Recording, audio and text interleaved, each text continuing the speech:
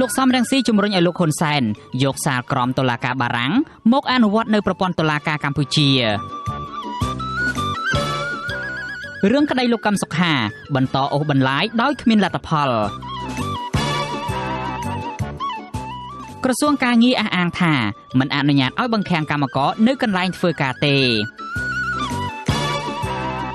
កសិករបារម្ភខ្លាចគោរបស់ពួកគាត់ឆ្លងជំងឺពីព្រោះតែទឹកជំនន់នៅតែបន្តរួមនឹងព័ត៌មានសំខាន់មួយចំនួនទៀត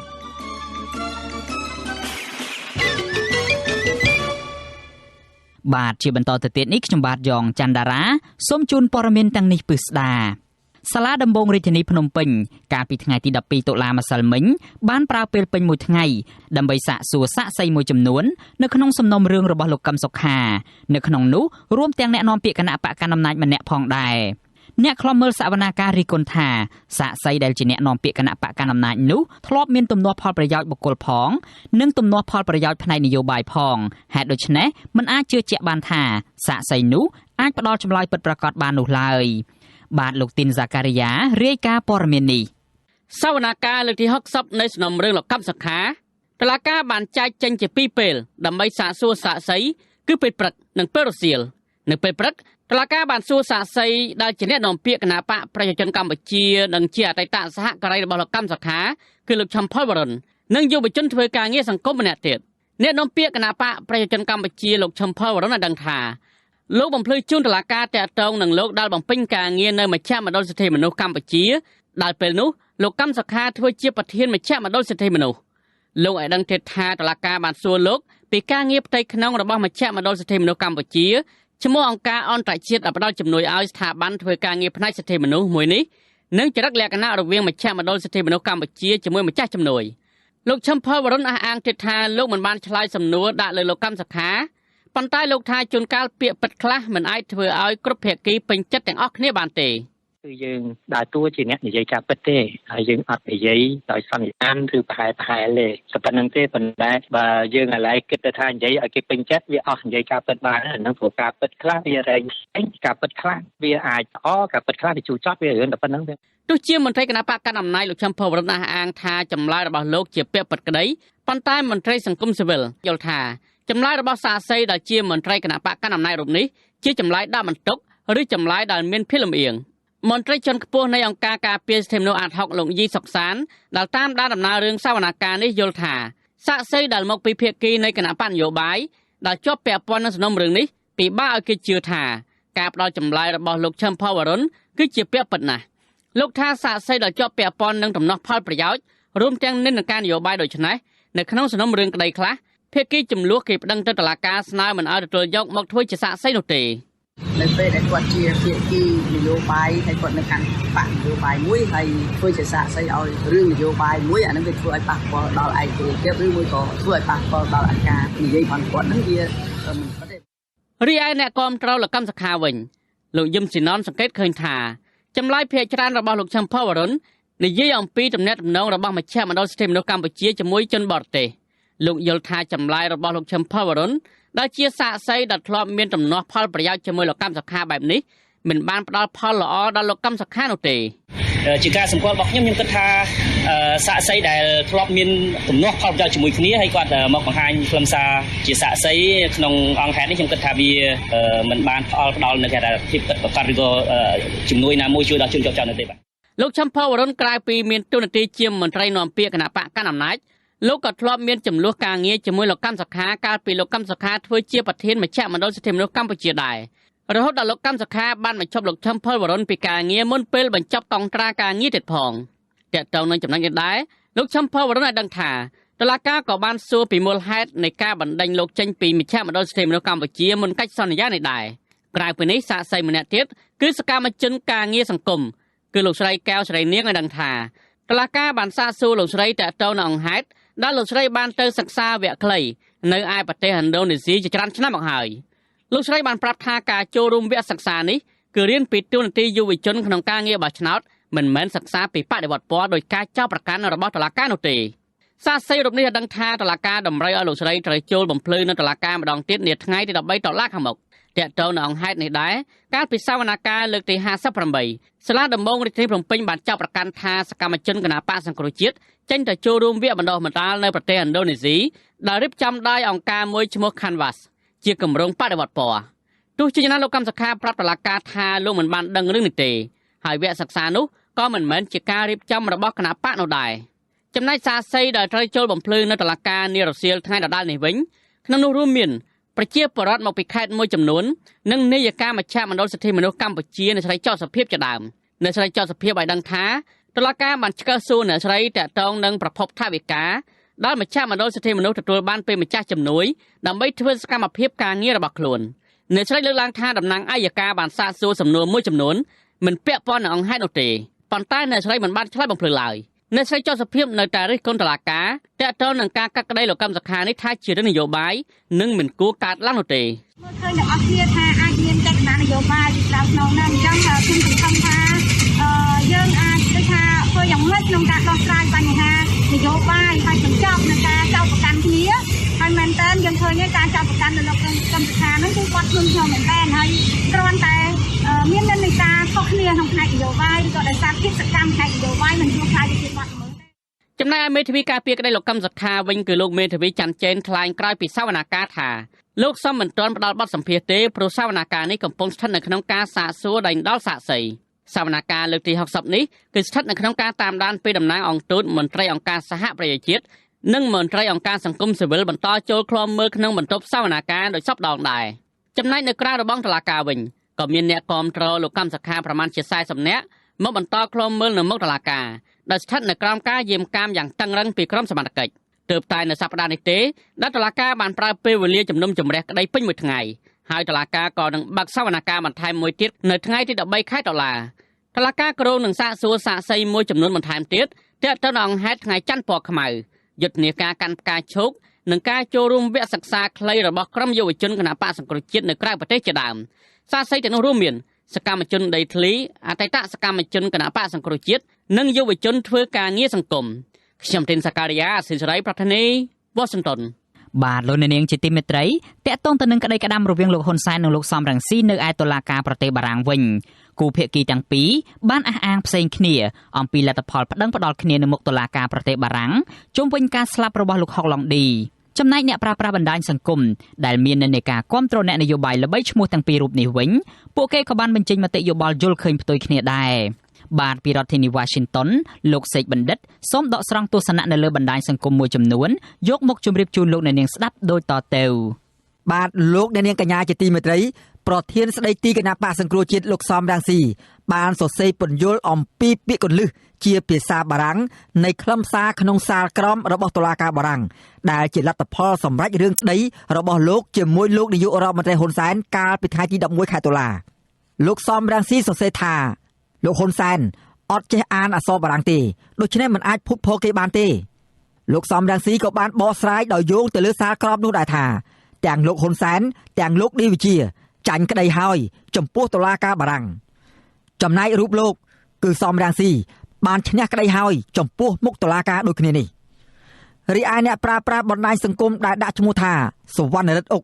បានចូលទៅបញ្ចេញមតិនៅក្នុងកេរនី Facebook លោកសំរងស៊ីដែរថាជ័យយោលោកសំរងស៊ី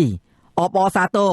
ខ្ញុំពិតជារំភើបណាស់នៅដំណឹងដ៏ល្អមួយនេះហើយនេះគឺជាជ័យជំនះរបស់ពលរដ្ឋខ្មែរទាំងមូលផងដែរចំណែកម្ចាស់កេរនី Facebook មួយទៀតឈ្មោះវងរ៉ានីក៏បានចូលទៅបញ្ចេញមតិឌឺដងទៅតុលាការស្រុកខ្មែរពាក់ព័ន្ធនឹងរឿងក្តីក្តាំលោកហ៊ុនសែននិងលោកសំរងស៊ីនេះដែរថាតុលាការបារាំងជាតុលាការដែលឯករាជ្យមិនមែនជាតុលាការអាយ៉ងដូចនៅស្រុករំដួលនោះទេចំណែកម្ចាស់កេរនី Facebook មួយទៀតឈ្មោះថាថាលសវុតសំហេងបានបញ្ចេញទស្សនៈបញ្ឆិតបញ្ឈៀងទៅលើប្រព័ន្ធតុលាការស្រុកខ្មែរដែរថាយុត្តិធម៌ពិតជាមានច្បាប់ទេវតាបារាំងមិនដូចច្បាប់បិសាចតុលាការអាយ៉ងហសនោះទេចំណែកម្ចាស់កេរនី Facebook មួយទៀតឈ្មោះថានាងសខុនបានបញ្ចេញទស្សនៈជុំវិញរឿងនេះដែរថាលោកសំរងស៊ីកំពុងតែស្វែងរកយុត្តិធម៌ជូនដល់ពលរដ្ឋដែលបានស្លាប់យ៉ាងអយុត្តិធម៌ក្នុងរបបលោកហ៊ុនសែនពេលនេះពលរដ្ឋខ្មែរបានទទួលយុត្តិធម៌ជាបណ្ដាហើយយុត្តិធម៌ត្រូវតែឈ្នះលើអយុត្តិធម៌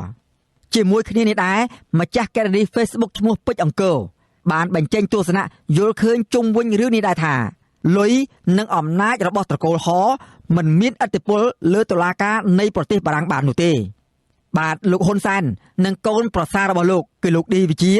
បានរួមគ្នាប្តឹងលោកសំរងស៊ីកាលពីថ្ងៃទី20ខែសីហាឆ្នាំ2019ទៅតុលាការប្រទេសបារាំងពីបទបរិហាកេរចំពោះការដែលលោកសំរងស៊ីចោទលោកហ៊ុនសែនថាជាអ្នករៀបចំផែនការសម្លាប់អតីតមេប៉ូលីសក្រុងភ្នំពេញនិងជាដន្លងរបស់លោកគឺលោកហុកឡុងឌីបណ្ដឹងនេះកើតមានឡើងបន្ទាប់ពីលោកសំរងស៊ីកាលពីថ្ងៃទី2ខែមិថុនាឆ្នាំ2019បានសរសេរសារនៅលើ Facebook របស់លោកថាលោកហ៊ុនសែនជាអ្នកបញ្ជាឲ្យសម្លាប់លោកហុកឡុងឌីតាមរយៈធ្វើឲ្យផ្ទុះអធម្មភិកយៈដែលលោកហុកឡុងឌីកំពុងជិះពីភ្នំពេញទៅខេត្តស្វាយរៀងកាលពីថ្ងៃទី9វិច្ឆិកាឆ្នាំ2008តុលាការបារាំងបានបើកសវនាការជំនុំជម្រះរឿងក្តីនេះកាលពីថ្ងៃទី1ខែកញ្ញាឆ្នាំ2022តុលាការបារាំងបានប្រកាសសាលក្រមនៅថ្ងៃទី10ខែតុលាដោយសម្រេចលើកលែងការចោទប្រកាន់លើលោកសំរងស៊ីក្នុងសំណុំរឿងបរិហាកេរដែលប្តឹងដោយលោកហ៊ុនសែននិងកូនប្រសារគឺលោកឌីវិជាអ្នកគាំទ្រលោកសំរងស៊ីបានសាទរដោយទឹកបាក់ទំនប់លើលទ្ធផលជ័យជំនះនៅតុលាការប្រទេសបារាំងនោះចំណែកឯខាងលោកនាយករដ្ឋមន្ត្រីហ៊ុនសែននិងអ្នកគាំទ្រលោកវិញក៏ចេញមុខបកស្រាយអំពីលទ្ធផលវិជ្ជមាននៅតុលាការប្រទេសបារាំងដូចគ្នានោះដែរទំព័រ Facebook របស់លោកនាយករដ្ឋមន្ត្រីហ៊ុនសែន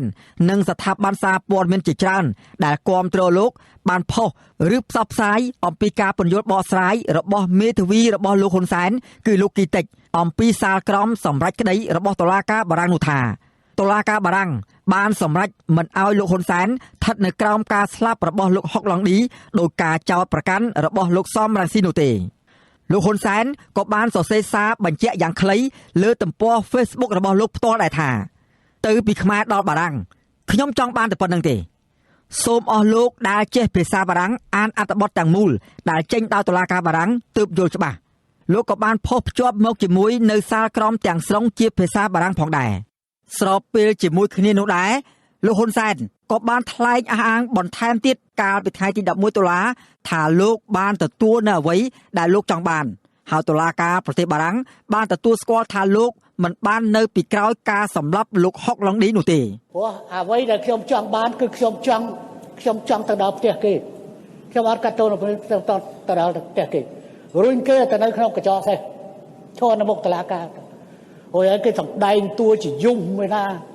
តែឥឡូវគេចេញមកអញ្ចឹងជោគជ័យណែឯងតែមួយគត់គឺជោគជ័យមិនបានសងខ្ញុំ€1ដែលខ្ញុំគ្មានការចាំបាច់ហើយចំណុចចាំបាច់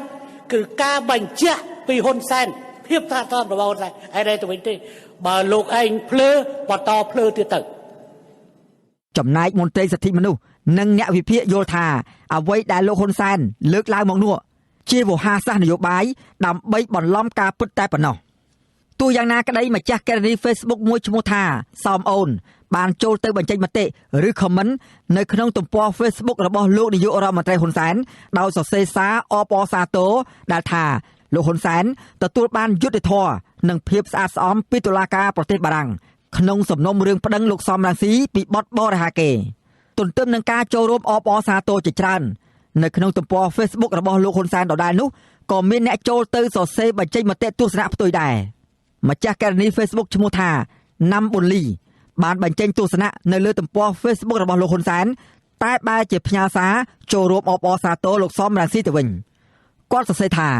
លោកសំរងស៊ីបានឈ្នះក្តីនៅតុលាការឯករាជ្យនោះដោយសារមិនស្ថិតនៅក្រោមសម្ពាធអ្នកនយោបាយដូចនៅកម្ពុជា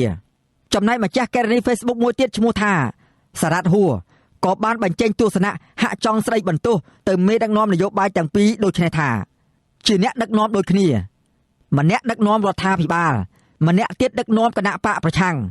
និយាយយកត្រូវតែរៀងខ្លួនចុះអ្នកល្ងងខ្លៅដូចជាពួកខ្ញុំជាប្រជាពលរដ្ឋគិតយ៉ាងណាហេតុអ្វីក៏អ្នកដឹកនាំទាំងពីរមិនព្រមជជែកគ្នារកចំណុចរួមណាមួយដើម្បីអភិវឌ្ឍជាតិឲ្យបានសុខសាន្តជាមួយគ្នាទៅខ្ញុំជាយុវជនជំនាន់ក្រោយខ្ញុំរៀនសូត្រមិនបានជ្រៅជ្រះទេតែឆ្ងល់ហេតុអ្វីក៏លោកទាំងពីរមិនអាចអង្គុយនិយាយគ្នាដើម្បីខ្មែរបានខ្ញុំបាទសេកបណ្ឌិតវិទ្យុអាស៊ីសេរីពីរដ្ឋធានីវ៉ាស៊ីនតោន បាទលោកអ្នកនាងជាទីមេត្រីតើតើតើនឹងក្តីក្តាំរវាងដៃគូប្រកួតប្រជែងផ្នែកនយោបាយទាំងពីររូបនេះដែរលោកអ្នកនាងនឹងបានស្ដាប់ការបកស្រាយលម្អិតបន្ថែមទៀតរបស់លោកសំរងស៊ីចំពោះសាលក្រមរបស់តុលាការបារាំងដែលសម្រេចឲ្យលោកឈ្នះក្តីទៅលើលោកហ៊ុនសែននេះនៅក្នុងកម្មវិធីផ្សាយរបស់យើងនាពេលបន្តិចទៀតនេះ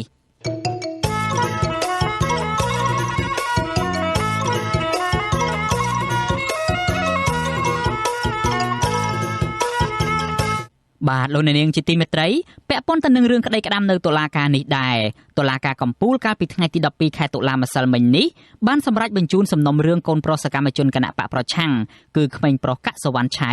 ទៅឲ្យសាលាឧទ្ធរណ៍កាត់ក្តីឡើងវិញមន្ត្រីអង្គការសង្គមស៊ីវិលជំរុញឲ្យតុលាការជាន់ខ្ពស់លើកលែងបទចោទប្រកាន់មកលើកូនប្រុសសកម្មជនគណៈបកសង្គ្រោះជាតិរូបនេះវិញដើម្បីបញ្ជៀសការរំលោភសិទ្ធិធ្ងន់ធ្ងរលើកុមារបាទអ្នកស្រីម៉ៅសុធានីរាយការណ៍ព័ត៌មាននេះសេចក្តីសម្រេចរបស់តុលាការកំពូលបានបញ្ជូនសំណុំរឿងកុមារកសវណ្ណឆៃ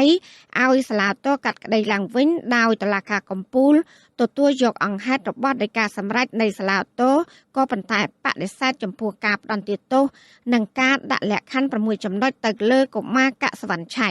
កុមារកសវណ្ណឆៃមានអាយុ17ឆ្នាំគឺជាកូនប្រុសរបស់លោកកកកុម្ភាដែលជាសកម្មជនគណៈបកសង្គ្រោះជាតិកំពុងជាប់ឃុំនៅពន្ធនាគារព្រៃសរពីបទរួមគំនិតក្បត់កម្លាំងសមត្ថកិច្ចបានឃាត់ក្មេងរូបនេះកាលពីថ្ងៃទី25ខែឧសភាឆ្នាំ2021ដោយចោទថាកុមាររូបនេះបានជេរប្រមាថមេដឹកនាំរដ្ឋាភិបាលនៅក្នុងក្រុមបណ្ដាញសង្គម Telegram បន្ទាប់ពីបានជាប់ឃុំនៅពន្ធនាគារព្រៃសរម៉ូ2អស់រយៈពេល4ខែ15ថ្ងៃមកកុមារកសវណ្ណឆៃត្រូវបានតុលាការដោះលែងឲ្យមានសេរីភាពវិញកាលពីថ្ងៃទី10ខែវិច្ឆិកាឆ្នាំ2021ជុំវិញរឿងនេះម្ដាយរបស់កុមារកសវណ្ណឆៃគឺលោកស្រីព្រំចន្ទថាយកឃើញថាការដែលតុលាការកាត់ទោសដាក់ពន្ធនាគារលើកូនប្រុសរបស់គាត់កន្លងមកគឺជាការគំរាមកំហែងបំបាក់ស្មារតីដល់កូនប្រុសនិងក្រុមគ្រួសាររបស់លោកស្រីដែលតែងតែបន្តការតស៊ូដើម្បីលើកកម្ពស់លទ្ធិប្រជាធិបតេយ្យតាមរយៈការចូលរួមនយោបាយជាមួយនឹងគណៈបកប្រឆាំងលោកស្រីថាសាលាឧទ្ធរណ៍គួរតែលើកលែងការផ្តន្ទាទោសលើកូនប្រុសរបស់លោកស្រីព្រោះកូនរបស់លោកស្រីស្ថិតនៅក្នុងវ័យកុមារហើយថាការផ្តន្ទាទោសរបស់តុលាការកន្លងមកនេះធ្វើឲ្យប៉ះពាល់ធ្ងន់ធ្ងរដល់អនាគតកូនរបស់លោកស្រីទី1ប៉ះពាល់ការរៀនសូត្រទី2និងការរើសអើងទី3ពេលគាត់ធ្វើការទៅនឹងមានវិទ្យាសាស្ត្រថាគាត់នៅជាប់ទោសជាប់អីចឹងណាអាហ្នឹងជាទោសមួយធ្ងន់ធ្ងរមែនតើអញ្ចឹងគាត់ត្រឹមជាក្មេងនីតិជនហើយគាត់មានជំងឺចឹងទៀតសូមឲ្យតម្រូវការចោលឬឲ្យគ្រួសារគ្រប់គ្រងនៅក្នុងការអប់រំគាត់ទៅចង់និយាយចឹងចាខ្ញុំសូមប៉ុណ្ណឹងហើយតម្រូវការចោលទៅព្រោះគាត់នៅក្មេងណាមេធាវីការពីក្តីឲ្យកុមារកសវណ្ណឆៃគឺលោកសំសុគង្គយកឃើញថាដោយការសម្រេចផ្តន្ទាទោសកុមារកសវណ្ណឆៃពីតុលាការជាបន្តបន្ទាប់កន្លងទៅបានប៉ះពាល់យ៉ាងខ្លាំងលើសិទ្ធិរបស់កុមារលោកបន្ថែមថាផ្អែកតាមច្បាប់ក្រមព្រហ្មទណ្ឌអនុសញ្ញាស្តីពីសិទ្ធិរបស់កុមារនិងច្បាប់ស្តីពីយុត្តិធម៌កុមារបានចែងតម្រូវឲ្យចៅក្រមត្រូវគិតពិចារណាឲ្យបានខ្ពស់និងបញ្ជាការផ្តន្ទាទោសទៅលើកុមារដោយត្រូវបដូរពីការដាក់ទោសជាប់ពន្ធនាគារទៅជាការស្ដារនីតិសម្បទាឬអប់រំជំនួសវិញលោកសំសុគង្គក៏សំណូមពរដល់តុលាការលើកលែងការចាប់ប្រកាន់លើកុមារកសវណ្ណឆៃដើម្បីលើកកម្ពស់ការគ្រប់សិទ្ធិកុមារដោយអ្វីដែលរដ្ឋាភិបាលបានចុះសច្ចាប័នលើអនុសញ្ញាស្តីពីសិទ្ធិរបស់កុមារជាមួយអង្គការសហប្រជាជាតិកន្លងមកខ្ញុំសូមឲ្យអាជ្ញាធរក៏ដូចជាតុលាការក៏ដូចរដ្ឋាភិបាលក៏ដោយទាក់ទងនឹងសំណុំរឿងរបស់កុមារនេះគួរតែពិចារណាឲ្យបានដល់ហើយជាពិសេសគឺគិតពីផលប្រយោជន៍កុមារដូចមានចែងក្នុងអនុសញ្ញាស្តីពីសិទ្ធិកុមារក៏ដូចជាច្បាប់ផ្សេងៗពាក់ព័ន្ធនឹងសិទ្ធិកុមារហ្នឹងជុំវិញរឿងនេះដែរនាយកទទួលបន្ទុកកិច្ចការទូតនៃអង្គការលីកាដូលោកអំសំអាតយកឃើញថាការបង្វិលសំណុំរឿងនេះទៅឲ្យសាលាឧទ្ធរណ៍កាត់ក្តីឡើងវិញនេះគឺដោយសារតែតុលាការកំពូលមានមន្ទិលសង្ស័យទៅលើចំណុចមួយចំនួននៃអង្គច្បាប់លោកអំសំអាតក៏សំណូមពរសាលាឧទ្ធរណ៍គួរបើកសវនកម្មសំណុំរឿងកុមារកសវណ្ណឆៃឡើងវិញឲ្យបានឆាប់និងត្រូវលើកលែងបទចោទប្រកាន់មកលើកុមាររូបនេះដើម្បីបញ្ជៀសការរំលោភសិទ្ធិធ្ងន់ធ្ងរទៅលើកុមារព្រោះយើងមើលទី1ផលប្រយោជន៍របស់កុមារទី2កុមារហ្នឹងគាត់មានជំងឺជាប់ប្រចាំកាយហៅថាអូទីសឹមហ្នឹងហើយទី3បើយើងមើលទៅលើកិច្ចសន្ទនាដែលយកមកធ្វើផុសតាងហ្នឹងវាជាការសន្ទនាតាមរបៀបការបញ្ចេញមតិជាលក្ខណៈឯកទេសទេ កាលពីថ្ងៃទី1ខែវិច្ឆិកាចៅក្រមនៃសាលាដំបងរាជធានីភ្នំពេញលោកអ៊ួងវុធាបានសម្រេចផ្តន្ទាទោសយុវជនកសវណ្ណឆៃដាក់ពន្ធនាគារចំនួន8ខែក្នុងបទញុះញង់បង្កឲ្យមានភាពវឹកវរធ្ងន់ធ្ងរដល់សន្តិសុខសង្គមនិងជេរប្រមាថថ្នាក់ដឹកនាំរដ្ឋាភិបាលប៉ុន្តែចៅក្រមបានកាត់តម្រឹមទោសពន្ធនាគារឲ្យអនុវត្ត9ខែកន្លះហើយព្យួរទោសនៅសល់និងបន្ថែមលក្ខខណ្ឌស្ថិតក្រោមការតាមដានរបស់តុលាការរយៈពេល2ឆ្នាំក្រៅពីធ្លាប់ជាប់ពន្ធនាគារកុមាររូបនេះក៏ធ្លាប់ត្រូវបានជន់មិនស្គាល់មុខ2នាក់យកដុំឥដ្ឋគប់ចំក្បាលរហូតដល់រងរបួសដេ20ធ្នេកាលពីចុងខែមេសាឆ្នាំ2021ហើយមកដល់ពេលនេះសមត្ថកិច្ចនៅមិនទាន់បានចាប់ជនដៃដល់ណាម្នាក់យកមកផ្ដន្ទាទោសតាមច្បាប់នៅឡើយចាននាងខ្ញុំម៉ៃសុធានីវិទ្យុអាស៊ីសេរីប្រធានាធិបតី Washington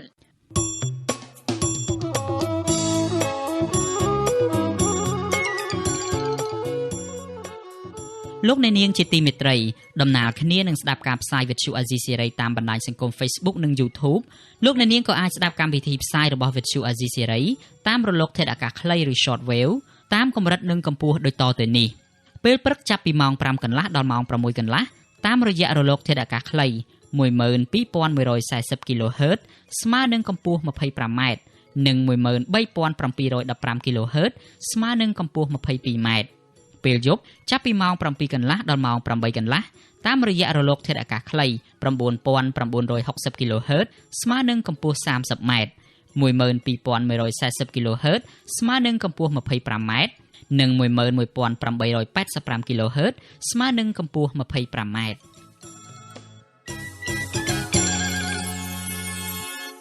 បាទលោកអ្នកនាងជាទីមេត្រីជុំវិញរឿងសិទ្ធិការងារឯណោះវិញមន្ត្រីជាន់ខ្ពស់ក្រសួងការងារអះអាងថាច្បាប់ការងារមិនអនុញ្ញាតឲ្យថៅកែក្រុមហ៊ុននិងសហគ្រាសនានាបង្ខាំងកម្មករនៅទីតាំងកន្លែងធ្វើការរបស់ខ្លួននោះឡើយក៏ប៉ុន្តែតំណាងកម្មករនៅតែមិនទាន់ជឿជាក់ចំពោះការលើកឡើងនេះឡើយដោយសារតែក្រសួងតែងតែកាន់ជើងខាងភាគីថៅកែក្រុមហ៊ុនបាទសូមលោកអ្នកនាងស្ដាប់សេចក្តីរាយការណ៍ព័ត៌មាននេះរបស់លោកសនច័ន្ទរដ្ឋាដូចតទៅមន្ត្រីជាន់ខ្ពស់ក្រសួងការងារចាត់ទុកថាការបង្ខំមនុស្សឲ្យធ្វើការនៅតាមបណ្ដាក្រុមហ៊ុនឬក៏សហគ្រាសនានាគឺជាទម្រង់នៃការជួញដូរមនុស្សខុសច្បាប់អ្នកនាំពាក្យក្រសួងការងារលោកហេងសួរបញ្ជាក់ថាកម្មករនិយោជិតទាំងខ្មែរនិងបរទេសមានសេរីភាពចេញចូលកន្លែងការងារបើទោះបីជាម្ចាស់ក្រុមហ៊ុនហើយនិងសហគ្រាសផ្ដល់កន្លែងស្នាក់នៅឲ្យក៏ដោយលោកហេងសួរថ្លែងមកនេះក្នុងសន្និសីទសារព័ត៌មានស្ដីពីសមិទ្ធផលសម្រាប់បានរយៈពេល5ឆ្នាំកន្លងមករបស់ក្រសួងការងារនិងបណ្ដាវិជ្ជាជីវៈដែលរៀបចំឡើងដោយអង្គភាពអ្នកនាំពាក្យរដ្ឋាភិបាលនៅថ្ងៃទី12ខែតុលាការបង្ខាំងមនុស្សខុសច្បាប់ក៏ជាការជួញដូរមនុស្សការបោកបញ្ឆោតគេឲ្យមកធ្វើការដោយប្រើរូបភាពព័ត៌មានមិនត្រឹមត្រូវក៏ជាការជួញដូរមនុស្សផងដែរសម្រាប់ក្រសួងការងារគឺក្នុងនាមជាសមាជិកជាអ្នកចូលរួមក្នុងយុទ្ធនាការយុទ្ធប្រឆាំងការជួញដូរមនុស្សនេះគឺយើងនឹងចូលរួមទៅតាមផែនការនិងទិសដៅដែលកំណត់ដោយសម្ដេចកលាហោមឆ្លើយតបរឿងនេះមន្ត្រីសម្របសម្រួលសមាគមអាត់ហុកខេត្តបរសៃនុអ្នកស្រីជាបសុធារីសង្កេតឃើញថាការបង្ខំមនុស្សខុសច្បាប់ភាគច្រើនកើតឡើងលើជនជាតិចិនក្នុងខេត្តបរសៃនុដែលក្រសួងការងារគួរតែផ្សព្វផ្សាយបានទូលំទូលាយហើយបកប្រែជាភាសាចិនក្នុងការអន្តរាគមន៍ឲ្យទាន់ពេលវេលាអ្នកស្រីផ្ដល់ទស្សនៈថារដ្ឋាភិបាលគួរតែបង្កើតលេខទូរស័ព្ទ hotline 24 ម៉ោងដោយមានអ្នកប្រចាំការដាក់វេនគ្នាចាំទទួលពាក្យបណ្ដឹងតាមទូរស័ព្ទគ្រប់ពេលវេលាដើម្បីងាយស្រួលរកជនរងគ្រោះផ្ដល់ព័ត៌មានលើពីនេះស្មារតីត្រូវលើកទឹកចិត្តហើយរក្សាការសម្ងាត់ខ្ពស់ដល់អ្នករាយការណ៍រឿងនេះក៏យើងថាព័ត៌មាននឹងជាព័ត៌មានអាចារ្យបរាមយើងអត់ទាន់ធ្វើអីផងយើងតែខ្សែភ្លាមយើងអត់ធ្វើអានឹងហើយដែរវាជាគ្រោះថ្នាក់ដែរណាគួរថាបើសិនជាទទួលព័ត៌មានហើយតើគួរធ្វើអីហើយតើគួរធ្វើយ៉ាងម៉េចរក្សាសុវត្ថិភាពឲ្យអ្នកដែលផ្ដល់ព័ត៌មាននឹងឬទេរបាយការណ៍របស់ក្រសួងការងារបង្ហាញថាគឺត្រឹមថ្ងៃទី27កញ្ញាក្រសួងនិងស្ថាប័នពាក់ព័ន្ធរកឃើញការជួញដូរមនុស្សជិត400ករណីពាក់ព័ន្ធជាមួយមនុស្សជិត700នាក់ដោយមានសញ្ជាតិចំនួន11ចំណែកនៅខេត្តបរសៃនុរកឃើញការជួញដូរមនុស្សជិត300ករណីពាក់ព័ន្ធជាមួយមនុស្សជិត600នាក់ដែលភាគច្រើនពួកគេធ្វើការក្នុងវិស័យកាស៊ីណូនិងល្បែងហ្គេមជុំវិញរឿងនេះនាយកទទួលបន្ទុកកិច្ចការទូតនៅអង្គការលីកាដូលោកអំសមានសង្កេតឃើញថាកន្លងទៅសមាជិកបានរំដោះជនរងគ្រោះភាគច្រើនគឺជាកម្មករធ្វើការតាមកាស៊ីណូនិងកន្លែងកម្សាន្តក្នុងខេត្តបរសៃនុខេត្តកណ្ដាលនិងខេត្តស្វាយរៀងជាដើមដែលពាក់ព័ន្ធទៅនឹងការបង្ខាំមនុស្ស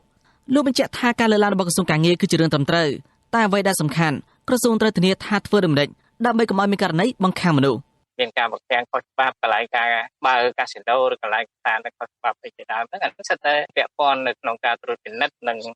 ចាត់វិធានការផ្លូវច្បាប់ហ្នឹងបាទរបាយការណ៍ស្តីពីការជួញដូរមនុស្សឆ្នាំ2022របស់ក្រសួងការបរទេសអាមេរិកទើបចេញផ្សាយកាលពីថ្ងៃទី19កក្កដាបង្ហាញថារដ្ឋាភិបាលកម្ពុជាមិនបានគោរពពេញលេញ នៅស្តង់ដារប៉ារ៉ាម៉ាដើម្បីលុបបំបាត់ការជួញដូរមនុស្សហើយមិនបានខិតខំប្រឹងប្រែងប្រឆាំងទៅនឹងការជួញដូរមនុស្សនោះទេ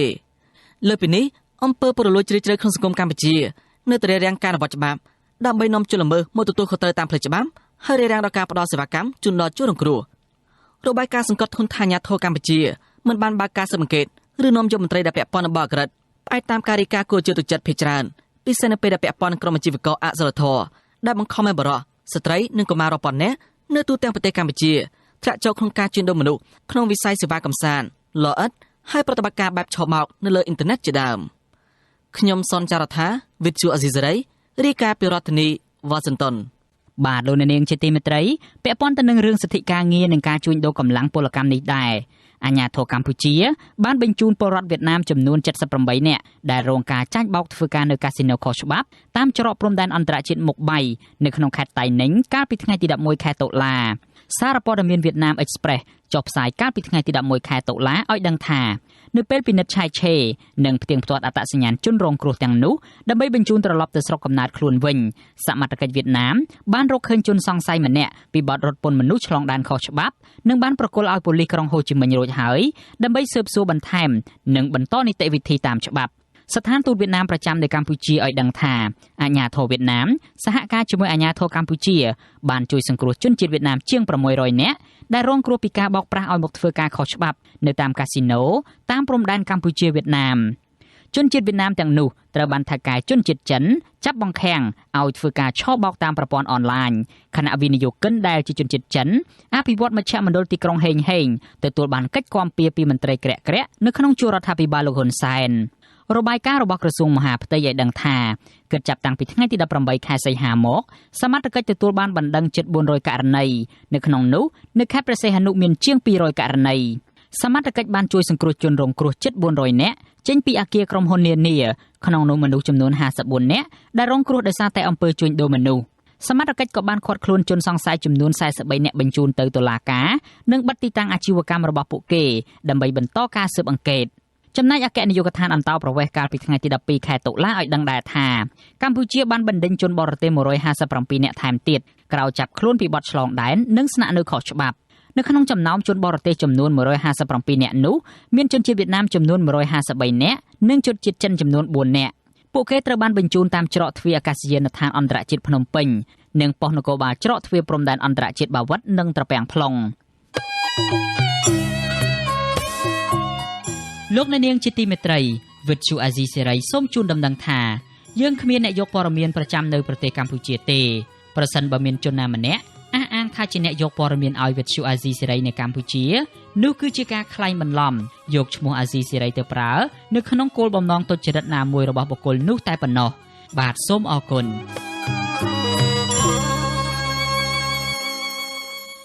លោកអ្នកនាងកំពុងស្ដាប់ការផ្សាយរបស់ Vuthu Azizi Serai ពីរដ្ឋធានី Washington នៃសហរដ្ឋអាមេរិកងាកទៅបញ្ហារបស់ប្រជាពលរដ្ឋនៅឯខេត្តភៀកពាយ័ព្យឯណោះវិញ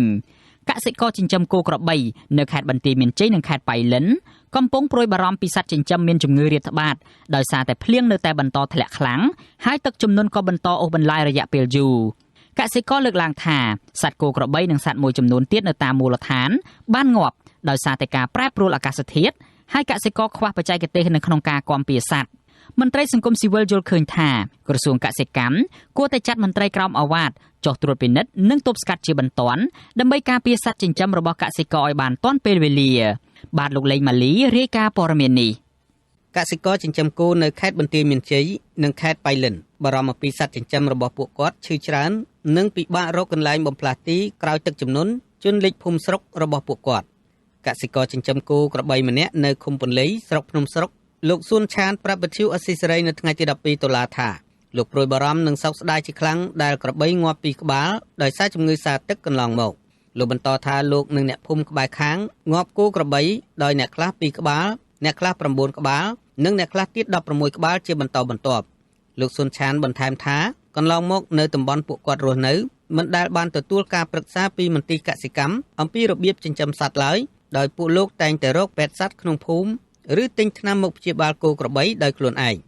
រឿងវាជឿអាជីវសាបងក៏វាជីវសាចាប់មួយបាច់ចោលតែនេះចាប់កូនណាចាប់កូនតំណងអាជីវសាទឹកយើងដល់វាចាប់ដល់មកពោះបីពុំមុតចូលតំណងអត់មានបាក់ចាំជីយូរទេដូចចំនួនជីវសាវាជាអធិដោភ្លីមមកដល់ពីដងគេវាចាប់ដល់ជួនកាលទៅវាជីប៉ះប៉ះពូលហ្មងក្បីនេះដល់ពេលអាជីប៉ះប៉ះពូប៉ាណាទៅវាហប់ទៅពោះធម្មតាប៉ាណាទៅជីកាច់ចូលតំណងស្រដៀងគ្នានេះដែរកសិករចិញ្ចឹមគោម្នាក់ទៀតនៅឃុំសាឡាក្រៅស្រុកសាឡាក្រៅខេត្តបៃលិនលោកស្រីកឹមណៃលើកឡើងថាលោកស្រីចិញ្ចឹមគោសរុប50ក្បាលដោយគោទាំងនោះមិនទាន់មានការជំងឺអ្វីនៅឡើយទេលោកស្រីបន្តថាថ្មីត្បិតតែគោក្របីរបស់គាត់មិនទាន់មានជំងឺក៏ដោយក៏លោកស្រីនៅតែព្រួយបារម្ភព្រោះកន្លងមកគ្មានបច្ចេកទេសអ្វីច្បាស់លាស់ឡើយគឺគ្រាន់តែទិញថ្នាំពីពេទ្យសត្វរួចយកមកចាក់សត្វគោដោយខ្លួនឯងប៉ុណ្ណោះលោកស្រីកឹមណៃស្នើសុំឲ្យមន្ទីរកសិកម្មខេត្តបៃលិនចុះត្រួតពិនិត្យផ្ដល់បច្ចេកទេសថែទាំនិងបង្ការជំងឺសត្វដល់ពលរដ្ឋនៅតាមឃុំសង្កាត់លោកស្រីកឹមណៃក៏អំពាវនាវដល់រដ្ឋាភិបាលនិងស្ថាប័នពាក់ព័ន្ធឲ្យគិតគូររកទីផ្សារលក់គោដល់កសិករក្នុងតម្លៃសមរម្យដែរព្រោះសប្តាហ៍ថ្ងៃតម្លៃគោក្របីកំពុងចុះថោកចាបារម្ភដោយថាខែវាឈឺដោយកាលមុនគេងាក់បោកខ្យល់បោកអីចឹងទៅយើងបារម្ភដែរតែដល់ពេលយើងទៅតាក់ទងពេទ្យទៅគេឲ្យឆ្នាំអីមកក៏ចាក់ត្រូវខ្ញុំចាក់តែខ្លួនឯងខ្ញុំមិនដែលហៅពេទ្យសត្វផងអត់ដែរមានមន្ទីរមានអីមកសួរនាំអីផងចាំយូរហើយទៅលក់ទៅវាកើតទៅឈឺអីយើងមើលទិញថ្នាំចាក់ខ្លួនយើងទៅសួរពេទ្យទៅយើងទិញចាក់ទៅអត់ដែរតាក់ទងរឿងកសិកម្មកាក់អីផងកសិករចិញ្ចឹមគោព្រួយបារម្ភថាប្រសិនបើទឹកជំនន់ទឹកភ្លៀងនៅតែបន្តអូសបន្លាយហើយសត្វចិញ្ចឹមឈឺងាប់នោះជីវភាពរបស់អ្នកចិញ្ចឹមសត្វនឹងកាន់តែក្រីក្រហើយគ្មានប្រាក់សងបំណុលធនាគារកសិករភាគច្រើនក្រៅពីរបរដាំដុះពួកគាត់តែងតែចិញ្ចឹមសត្វគោក្របីជ្រូកមាន់ទាពពែនិងសត្វចៀមជាដើមដើម្បីជួយដោះស្រាយជីវភាពគ្រួសារវិទ្យុអស៊ីសេរីមិនអាចតាក់ទងអ្នកនាំពាក្យក្រសួងកសិកម្មរុក្ខាប្រមាញ់និងនេសាទគឺលោកស្រីវុធីនិងប្រធានការិយាល័យជំនាញផលិតកម្មនិងពសុព្យាបាលនៃមន្ទីរកសិកម្មខេត្តបៃលិនលោកខៀវសុថុននិងប្រធានមន្ទីរកសិកម្មខេត្តបន្ទាយមានជ័យលោកប៉ាងសវណ្ណសេតដើម្បីសូមសេចក្តីអធិប្បាយជុំវិញរឿងនេះបានទេនៅថ្ងៃទី12ដុល្លារប៉ុន្តែ Facebook របស់មន្ទីរកសិកម្មខេត្តបៃលិនបង្ហោះព័ត៌មានថាលោកខៀវសុថុនដឹកនាំមន្ត្រីសហការជាមួយអាជ្ញាធរភូមិនិងភ្នាក់ងារសុខភាពសត្វភូមិចុះអន្តរាគមន៍និងតាមដានព្យាបាលជំងឺសត្វពាហនៈបន្ទាប់ពីរងផលប៉ះពាល់ពីគ្រោះទឹកជំនន់នៅឃុំសាឡាក្រៅនិងឃុំស្ទឹងត្រង់ដោយព្យាបាលគោបានចំនួន12ក្បាលកាលពីថ្ងៃទី10ដុល្លារចំណែក Facebook មន្ទីរកសិកម្មខេត្តបន្ទាយមានជ័យបង្ហាញថាការិយាល័យផលិតកម្មនិងពសុព្យាបាលបានចុះព្យាបាលសត្វគោរបស់កសិករកំពុងឈឺបាន7ក្បាលនៅស្រុកអូជ្រៅដោយសង្ស័យថាជាជំងឺអុតក្តាមនិងបានជាសះស្បើយ2ក្បាលហើយមន្ត្រីជំនាញបានណែនាំដល់ម្ចាស់សត្វឲ្យបន្តថែទាំនិងបាញ់ថ្នាំសម្លាប់មេរោគនៅបរិវេណទ្រុងនិងក្រោលជាប្រចាំក្នុងរដូវភ្លៀងនេះជុំវិញរឿងនេះដែរអ្នកជំនាញបច្ចេកទេសកសិកម្មលោកនីណាសង្កេតឃើញថាជាទូទៅក្នុងអំឡុងពេលទឹកជំនន់បញ្ហាជំងឺសាទឹកនិងជំងឺអុតក្តាមកើតរាល់ឆ្នាំហើយប៉ុន្តែក្រោយទឹកជំនន់ស្រកនឹងកើតមានជំងឺអុតក្តាមច្រើនលោកថាខេត្តដែលរងផលប៉ះពាល់ដោយសារទឹកជំនន់តែងតែមានការិយាល័យកសិកម្មប្រចាំស្រុកនិងមន្ទីរកសិកម្មខេត្តត្រូវស្រង់ទិន្នន័យនិងស្នើដល់ក្រសួងឲ្យចុះធ្វើអន្តរាគមន៍ចាក់វ៉ាក់សាំងសត្វរបស់ប្រជាពលរដ្ឋនៅតាមមូលដ្ឋានលោកនីណាអំពាវនាវដល់កសិករដែលមានបញ្ហាសត្វកើតជំងឺថាត្រូវប្រញាប់តាក់ទងទៅក្រសួងកសិកម្មជាពិសេសអគ្គនាយកដ្ឋានសុខភាពសត្វនិងផលិតកម្មសត្វដែលមានលេខទូរស័ព្ទ023 883 746ដើម្បីអន្តរាគមន៍ដល់ពួកគាត់ទាន់ពេលវេលា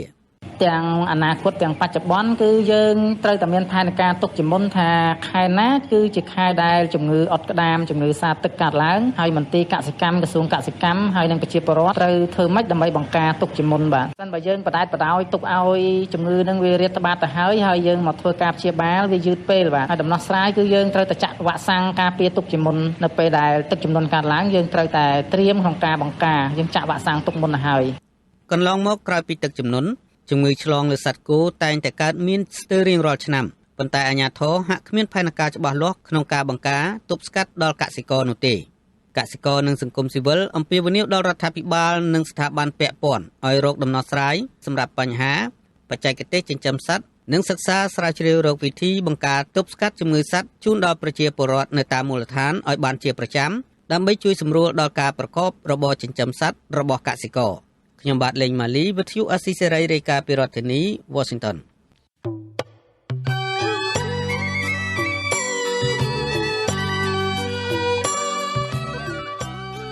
លោកអ្នកនាងជាទីមេត្រី នៅក្នុងឱកាសនេះដែរខ្ញុំបាទសូមថ្លែងអំណរគុណដល់លោកអ្នកនាងកញ្ញាទាំងអស់ដែលតែងតែមានភក្ដីភាពចំពោះការផ្សាយរបស់យើងហើយចាត់ទុកការស្ដាប់វិទ្យុអាស៊ីសេរីជាផ្នែកមួយនៃសកម្មភាពប្រចាំថ្ងៃរបស់លោកអ្នកនាងគឺការគាំទ្ររបស់លោកអ្នកនាងនេះហើយដែលធ្វើឲ្យយើងខ្ញុំមានទឹកចិត្តកាន់តែខ្លាំងថែមទៀតនៅក្នុងការស្វែងរកនិងផ្តល់ព័ត៌មានជូនលោកអ្នកនាងមានអ្នកស្ដាប់អ្នកទស្សនាកាន់តែច្រើនកាន់តែធ្វើឲ្យយើងខ្ញុំមានភាពស្វាហាប់មោះមុតជាបន្តទៅទៀត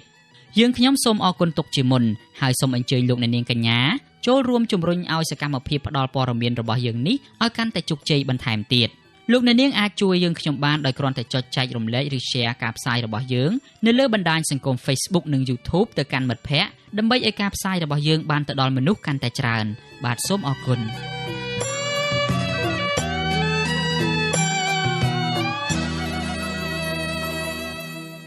បាទលោកអ្នកនាងជាទីមេត្រីពាក់ព័ន្ធទៅនឹងរឿងខ្មែរក្រហមឯណោះវិញមេធាវីសាលាក្តីខ្មែរក្រហមអ្នកស្រី Martin Zakang តំណាងឲ្យដើមបណ្ដឹងរដ្ឋប្រវេណីក្រុមទី3បានបរិច្ចាគឯកសារចំនួន 1400 ច្បាប់ដល់មជ្ឈមណ្ឌលឯកសារកម្ពុជាមជ្ឈមណ្ឌលឯកសារកម្ពុជាបញ្ជាក់ថាការបរិច្ចាគឯកសារទាំងនេះគឺជាសក្ខីភាពនៃជំហានឆ្ពោះទៅមុខសម្រាប់អត្ថប្រយោជន៍របស់ដើមបណ្ដឹងរដ្ឋប្រវេណីជនរងគ្រោះនិងសមាជិកគ្រួសារដែលរស់រានមានជីវិតពីរបបខ្មែរក្រហមដើម្បីធានាថាយុត្តិធម៌មិនមែនបញ្ចប់ទៅនៅពេលដែលតុលាការខ្មែរក្រហមបិទបញ្ចប់ប្រតិបត្តិការរបស់ខ្លួននោះទេ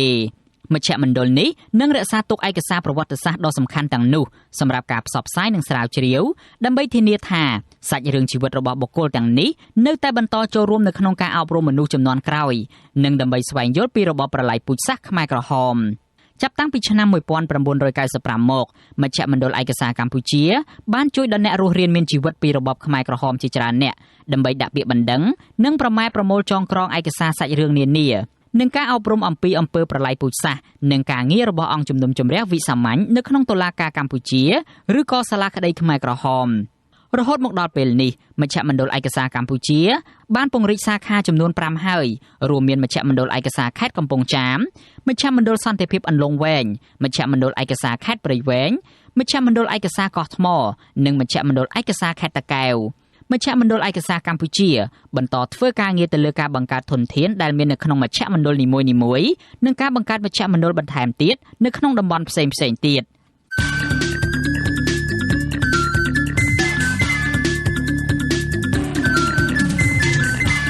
បទសម្ភាស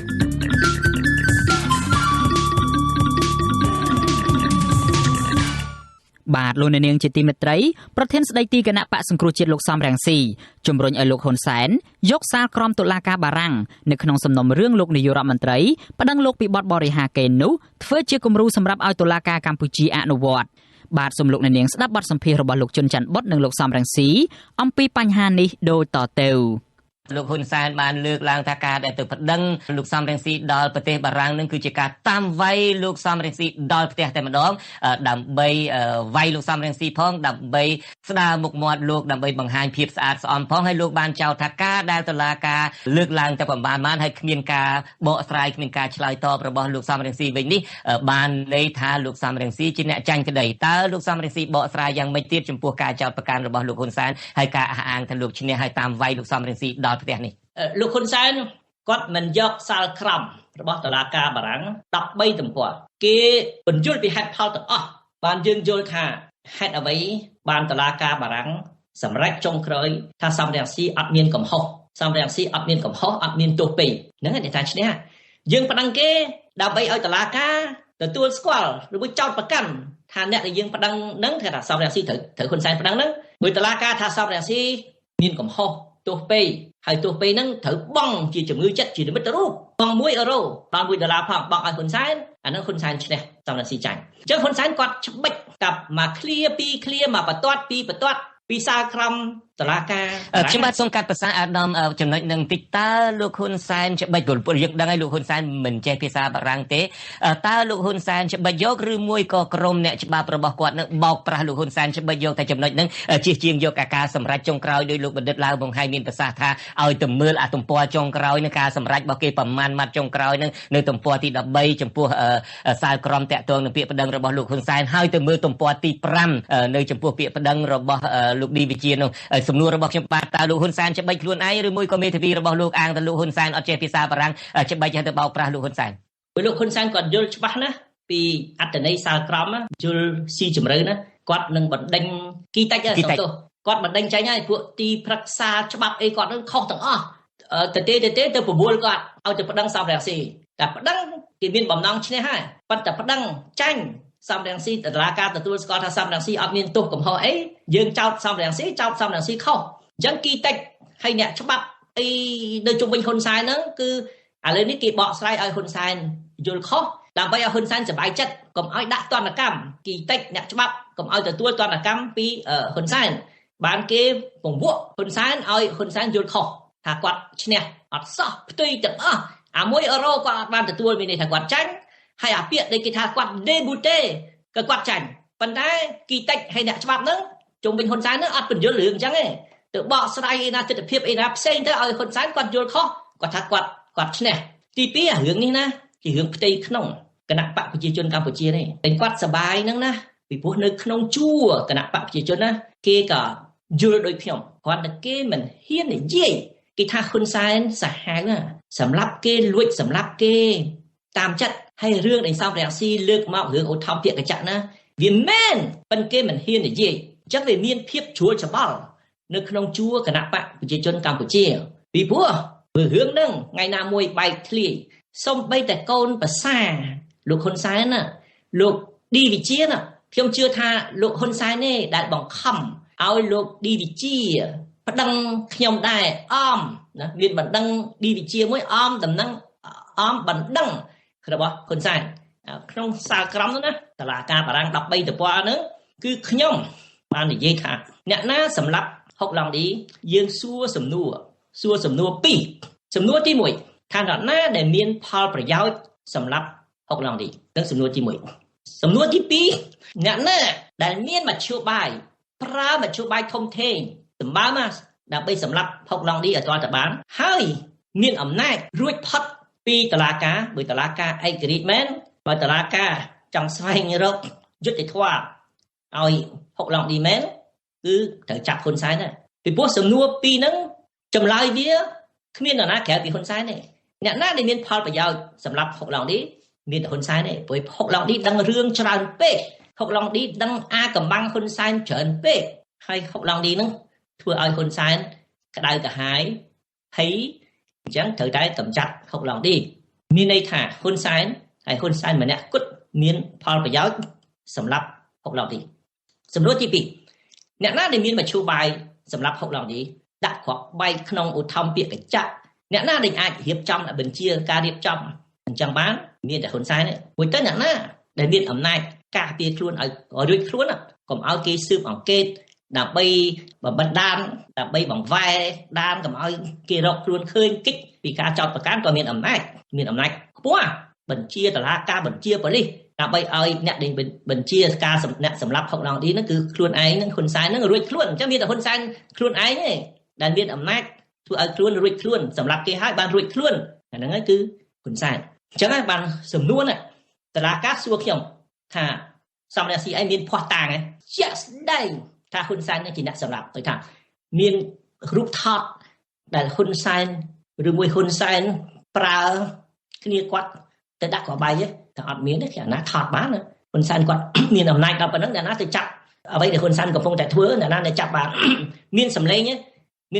ហ៊ុនសែនដែលបញ្ជាថាឥឡូវយកគ្រាប់បែកយកទៅដាក់ក្នុងឧទ្ធម្ភាគកញ្ចក់ហុកឡង់ឌីអ្នកឯងមានខ្សែអាត់ទេមានសម្លេងហ៊ុនសែននិយាយអញ្ចឹងទេមិនបានខ្ញុំប្រជាពលរដ្ឋសាមញ្ញខ្ញុំនៅក្នុងជួរគណៈបកប្រឆាំងទៀតអ្នកណាទៅយកឯកសារសម្ងាត់អញ្ចឹងបានពីគណៈបកប្រជាជនប៉ុន្តែខ្ញុំប្រៀបធៀបថាដូចប៉ុលពតអញ្ចឹងប៉ុលពតណាគេដឹងថាគាត់ទទួលខុសត្រូវកាប់សម្លាប់ប្រជាពលរដ្ឋខ្មែរ2លាននាក់តើអ្នកណាមានភ័ស្តុតាងថាប៉ុលពតបាននិយាយបានណែនាំឬមួយប៉ុលពតបានសម្លាប់អ្នកណាម្នាក់ខ្លួនឯងខ្មែរស្លាប់2លាននាក់តើមានភ័ស្តុតាងជាក់ស្ដែងថាប៉ុលពតបានសម្លាប់ខ្លួនឯងឬមួយថាប៉ុលពតនោះបានបញ្ជាមានរូបថតប៉ុលពតឬមួយមានសម្លេងប៉ុលពតបញ្ជាអៀងសារីបញ្ជាដូចអីថាទៅសម្លាប់ទៅអត់មានភ័ស្តុតាងទេប៉ុន្តែខ្មែរស្លាប់2លានអ្នកមែនអញ្ចឹងរឿងនេះណាមិនទាន់ចាប់ទេសំរងស៊ីអត់មានកំហុសទេតឡាការឲ្យសំរងស៊ីទទួលស្គាល់ថាសំរងស៊ីអត់មានកំហុសអត់ត្រូវបង់1អឺរ៉ូឲ្យហ៊ុនសែន ខ្ញុំបាទសូមសួរសំណួរនេះមួយទៀតទេលោកហ៊ុនសែនបានលើកឡើងថាអ្វីបើតែលោកអះអាងថាលោកឈ្នះក្តីក៏ដោយចុះក៏ប៉ុន្តែលោកអះអាងថាលោកនឹងមិនទៅប្តឹងឧទ្ធរណ៍ទៅទៀតទេហើយគាត់រុញថាលោកសំរងស៊ីបើសិនជាមិនសុខចិត្តទេឲ្យទៅប្តឹងឧទ្ធរណ៍ថែមទៀតទៅតើលោកមានផែនការយ៉ាងណាដែរខាន់ចប់ត្រឹមចំណុចនេះហើយនឹងងាកទៅតែរឿងការបោកគ្រាប់បែកដែលលោកបានប្តឹងតុលាការបារាំងឬមួយរឿងនេះខាន់ចប់ត្រឹមប៉ុណ្ណេះអាដាមសូមជឿនៅចំពោះមុខតុលាការណាតើតែអ្នកចាញ់បានប្តឹងឧទ្ធរណ៍អ្នកឈ្នះអត់ប្តឹងឧទ្ធរណ៍ទេយើងឈ្នះហើយយើងសប្បាយចិត្តយើងទៅប្តឹងឧទ្ធរណ៍ធ្វើអីបាទឧទ្ធរណ៍ឲ្យគេសើរើសេចក្តីសម្រេចពីសាលាដំបងអញ្ចឹងមានន័យថាអ្វីដែលលោកហ៊ុនសែនប្រកាសថាគាត់នឹងមិនប្តឹងឧទ្ធរណ៍នឹងមានន័យថាហាក់ដូចជាគាត់ទទួលស្គាល់ថាគាត់ចាញ់ទៅហើយបាទអញ្ចឹងបាទព្រោះគាត់មិនប្តឹងឧទ្ធរណ៍មានន័យថាតើយើងចាញ់បើយើងទៅប្តឹងឧទ្ធរណ៍ព្រោះតែអ្នកណាមកសួរខ្ញុំថាខ្ញុំទៅប្តឹងឧទ្ធរណ៍គឺអីខ្ញុំប្តឹងឧទ្ធរណ៍ព្រោះខ្ញុំឈ្នះហើយទៅមើលតុលាការស្រុកខ្មែរក៏អញ្ចឹងដែរតើតែយើងចាញ់បើយើងទៅឧទ្ធរណ៍បើយើងឈ្នះយើងមិនបាច់ទៅឧទ្ធរណ៍ប៉ុន្តែលោកជនច័ន្ទបតខ្ញុំសូមអនុញ្ញាតនិយាយអ្វីដែលខ្ញុំចង់និយាយចុងក្រោយបាទខ្ញុំចង់ឲ្យលោកហ៊ុនសែនខ្លួនឯងក្នុងជួរគណៈបកប្រជាជនកម្ពុជាអ្នកដឹកនាំប្រទេសទាំងអស់យកសាលក្រមដែលលោកហ៊ុនសែនគាត់សប្បាយចិត្តណាស់នឹងទទួលសាលក្រមហ្នឹងណាគាត់សប្បាយចិត្តបែបតែឥឡូវវាថាសប្បាយចិត្តសូមយកសាលក្រមហ្នឹងយកមកពិនិត្យឲ្យទៅដកមេរៀនថាចំណេញអ្វីខ្លះដល់ប្រទេសកម្ពុជាដល់ប្រព័ន្ធយុត្តិធម៌ប្រទេសកម្ពុជាអ្វីដែលហ៊ុនសែនសប្បាយចិត្តហ្នឹងសូមឲ្យហ៊ុនសែនយកសាលក្រមហ្នឹងយកមកដកមេរៀនណាដែលសំខាន់ជាងគេសិទ្ធិសម្ដែងមតិទោះជាខ្ញុំអត់មានភ័ស្តុតាង 100% ថាហ៊ុនសែនជាអ្នកសម្លាប់អុកឡង់ឌីក៏ដោយតុលាការថាខ្ញុំនិយាយនឹងមិនទាន់មានភ័ស្តុតាងក៏ដោយមិនទាន់មានភ័ស្តុតាងគ្រប់គ្រាន់ក៏ដោយប៉ុន្តែតុលាការអត់មានឲ្យខ្ញុំមានទោសឲ្យខ្ញុំបង់ពីនៃឲ្យហ៊ុនសែនទេតុលាការឲ្យខ្ញុំរួចខ្លួនឲ្យឈរលើគោលការណ៍សិទ្ធិមនុស្សសិទ្ធិសម្ដែងមតិអញ្ចឹងដែលហ៊ុនសែនសប្បាយចិត្តហ្នឹងដោយសារគេគោរពសិទ្ធិសម្ដែងមតិអញ្ចឹងសូមឲ្យលោកហ៊ុនសែនហ្នឹងដែលសប្បាយចិត្តពីសាលក្រមហ្នឹងធ្វើតាមអ្វីដែលសាលក្រមហ្នឹងគេលើកឡើងសិទ្ធិសម្ដែងមតិរបស់ប្រជាពលរដ្ឋរឿងអីកាត់ឲ្យលោកសុនឆៃបង់ពីនៃ$80,000ហើយខ្ញុំអត់មានទោសកំហុសបង់€1 $1ក៏អត់បង់ដែរឃើញវាខុសគ្នាដូចមេឃនឹងដីអញ្ចឹងបើលោកហ៊ុនសែនសប្បាយចិត្តសូមយកអាសប្បាយចិត្តរបស់គាត់ហ្នឹងដោយសារគេឈរលើសិទ្ធិសម្ដែងមតិអញ្ចឹងឲ្យលោកហ៊ុនសែនយកសិទ្ធិសម្ដែងមតិដែលគេទទួលស្គាល់ប្រទេសបារាំងទទួលស្គាល់ប្រទេសកម្ពុជាប្រជាធិបតេយ្យទទួលស្គាល់ឲ្យលោកហ៊ុនសែនយកសិទ្ធិសម្ដែងមតិហ្នឹងយកទៅអនុវត្តនៅប្រទេសកម្ពុជាផងសូមឲ្យលោកហ៊ុនសែននឹងគោរពសិទ្ធិសម្ដែងមតិរបស់ប្រជាពលរដ្ឋខ្មែរម្នាក់ៗផងបាទដូច្នេះយើងបញ្ចប់ត្រឹមនឹងចុះសាររបស់លោកសំរងស៊ីគឺថាបើសិនជាលោកហ៊ុនសែនបើសិនជាអ្នកគ្រប់គ្រងសប្បាយចិត្តនឹងសាលដីកាឲ្យលោកសំរងស៊ីរួចផុតពីការបញ្ចេញរួចផុតពីបទបរិហាកេក្នុងការបញ្ចេញមតិរបស់យើងសូមឲ្យយកគំរូនៃតុលាការបារាំងនេះទៅអនុវត្តចំពោះអ្នកបញ្ចេញមតិទាំងឡាយណាចំពោះអ្នកទាំងឡាយណាដែលអាជ្ញាធរចោទប្រកាន់ពីបទបរិហាកេមានលោកសុនឆៃជាដើមបាទដូច្នេះយើងបញ្ចប់ត្រឹមនឹងហើយខ្ញុំបាទសូមអរគុណអាដាមសំរងស៊ីហើយសូមជម្រាបលាតែត្រឹមនេះអរគុណលោកជុនច័ន្ទបុតអរគុណបងប្អូនជនជាតិខ្មែរទាំងអស់ដែលបានតាមដានស្ដាប់បទសម្ភាសន៍របស់យើងបាញ់នេះលោកអ្នកនាងទើបតែបានស្ដាប់បទសម្ភាសន៍រវាងលោកជុនច័ន្ទបុតនិងលោកសំរងស៊ីដែលប្រធានស្ដីទីគណៈបកសង្គ្រោះជាតិរូបនេះជំរុញឲ្យលោកហ៊ុនសែនយកសាលក្រមតុលាការបារាំងធ្វើជាគំរូសម្រាប់ប្រព័ន្ធតុលាការកម្ពុជា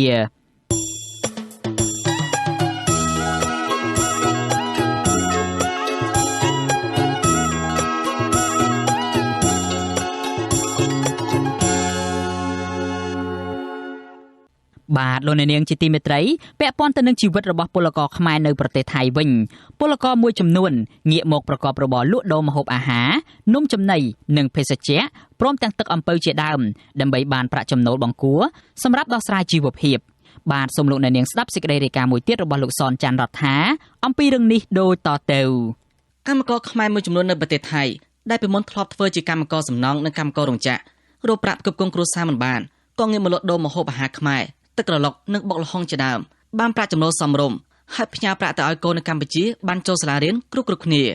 ប្រកខ្មែរទៅនិយាយថាពួកគេមិនចង់ត្រឡប់ទៅកម្ពុជាវិញទេដោយសារនៅប្រទេសថៃងាយស្រួលរកស៊ី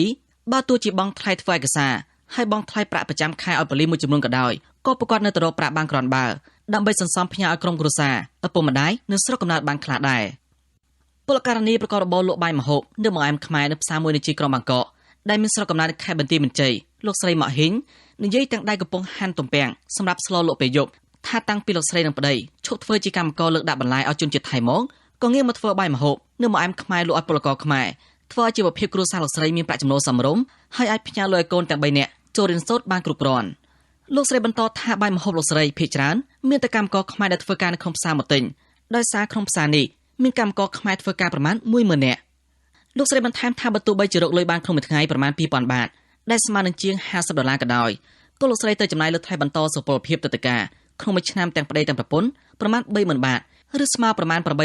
$880ហើយត្រូវបង់ថ្លៃឲ្យប៉ូលីសមួយចំណាយទៀតផងវាគ្រាន់យ៉ាងមុននោះព្រោះយើងពីដើមមកយើងមកធ្វើការគឺយ៉ាងបាក់តែ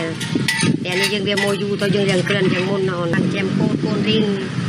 ទាំង3នាក់អូនបានចាំកូនរស់បាក់ជាពាក្យគីយើងបានរស់ធម្មតាបាក់ជាពាក្យគីបាក់អីមកស្រកគីគាត់ថាយើងវាបែកកូនបែកម៉ែអីចឹងណាអូនចាវាគ្រាន់យ៉ាងមុនតែអូនយើងបានចាំកូនបបោយើងវាអត់មករៀន